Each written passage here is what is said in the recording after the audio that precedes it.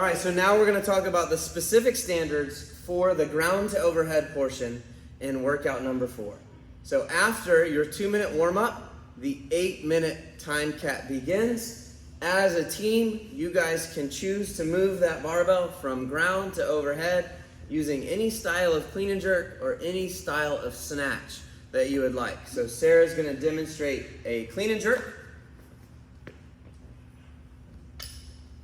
to the shoulder and then overhead.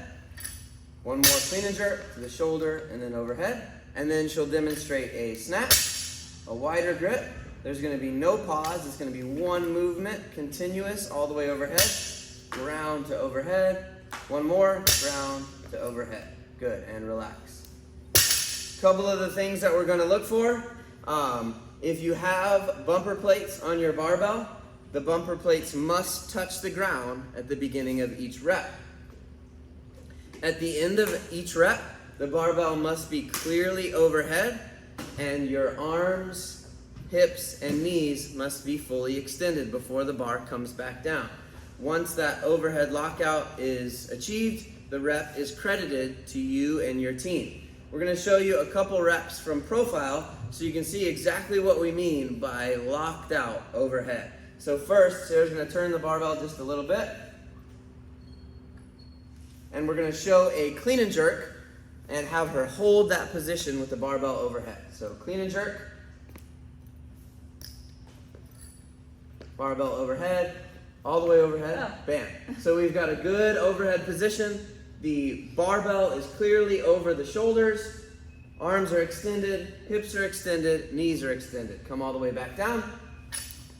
And show a snatch with the bar fully locked out overhead. Arms are extended, weight is over the shoulders, the hips and the knees are fully extended as well. Come on back down.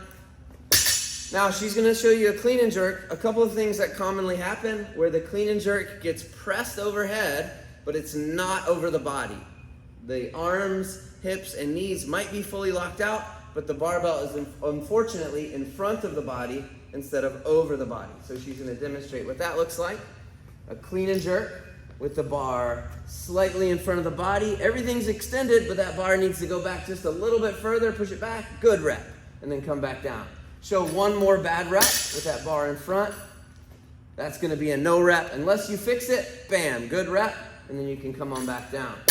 Another thing that commonly happens when you're doing fast reps with a snatch or a clean and jerk is you may have the bar completely overhead, but you may have your hips still a little bit flexed and then bringing the bar down for that next rep instead of getting those hips all the way opened and then bringing the bar down. So Sarah's going to attempt to demonstrate that. It's kind of hard to replicate this because she moves so well. And then bring the bar down. As you can see, the knees were still bent, hips were still bent as the bar came back down. Bar might be over her body. It might be fully locked out overhead in that correct plane. However, the hips and the knees were not fully extended. So we're going to need all of that to be intact for those reps to count towards your team. This one's going to be fast. We're going to be moving these reps as fast as possible, but we still need those reps to be really good and credited to you as good reps as well.